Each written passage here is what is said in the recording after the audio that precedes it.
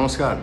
दुर्गा पूजा की हार्दिक शुभकामनाएं। यह शारदीय नवरात्र में आप सबों के घर में खुशहाली आए, आपके भंडार भरे रहें, किसी को कोई तकलीफ ना हो, बड़े बूढ़े का आशीर्वाद मिलता रहे, बच्चों को आशीर्वाद देते रहें और यह पूरा वर्ष हम सबों के लिए मंगलमय निकले।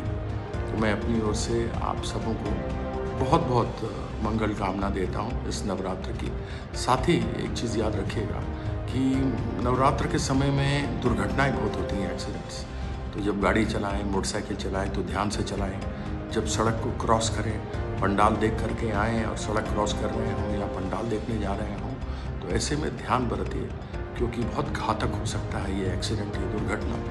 जान भी जा सकती है, आदमी अपाहिज भी हो सकता है, गंभीर रूप से घायल भी हो सकता है। तो ध्यान रखिएगा कि पूरा आनंद उठाएं, लेकिन ध्यान रखें, स्वस्थ रहें, अच्छे रहें।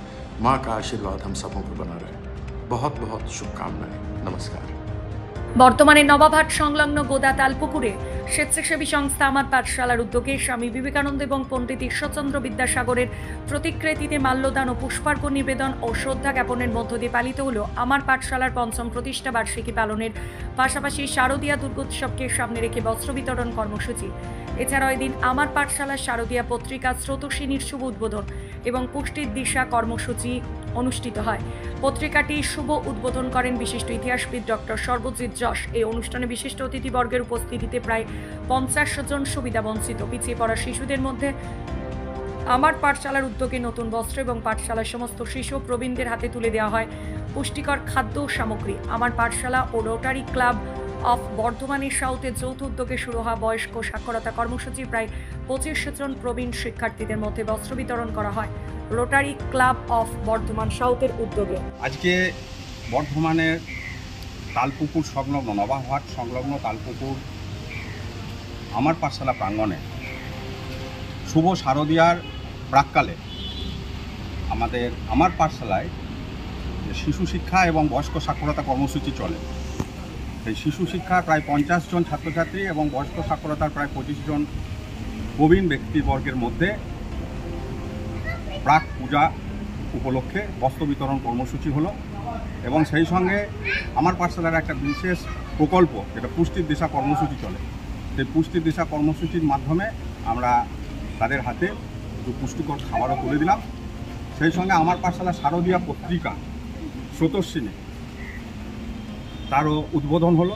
উদ্বোধন করলেন ডক্টর সর্বজিৎ যশ মহাশয় এবং আমার পাঠশালার আজকের যে অনুষ্ঠানটি সূচিত হলো দুজন বিশিষ্ট মনীষী স্বামী বিবেকানন্দ এবং পণ্ডিত ঈশ্বরচন্দ্র বিদ্যাসাগর মহাশয়ের প্রতিকৃতিতে মাল্যদান করে তাদের প্রতি শ্রদ্ধা নিবেদনের মাধ্যমে আমাদের এই আজকের অনুষ্ঠানের সূচনা হয়। Bardhaman rotary club of Bardhaman সাউথের সেক্রেটারি। আমাদের এখানে আমরা এসেছিলাম আমার পাঠশালা যে গত 5 বছর ধরে যে কর্মযজ্ঞ চালিয়ে যাচ্ছে তার মধ্যে বাচ্চাদের পড়াশোনা এবং তাদের সার্বিক দেখাশোনা, তাদের হেলথ সমস্ত কিছুর সাথে আমরা যুক্ত করেছি নতুন একটা জায়গা, সেটা হচ্ছে অ্যাডাল্ট লিটারেসি বা বয়স্ক শিক্ষা। এই বয়স্ক শিক্ষা এবং শিশু শিক্ষা মিলিতভাবে এখানে চলছে।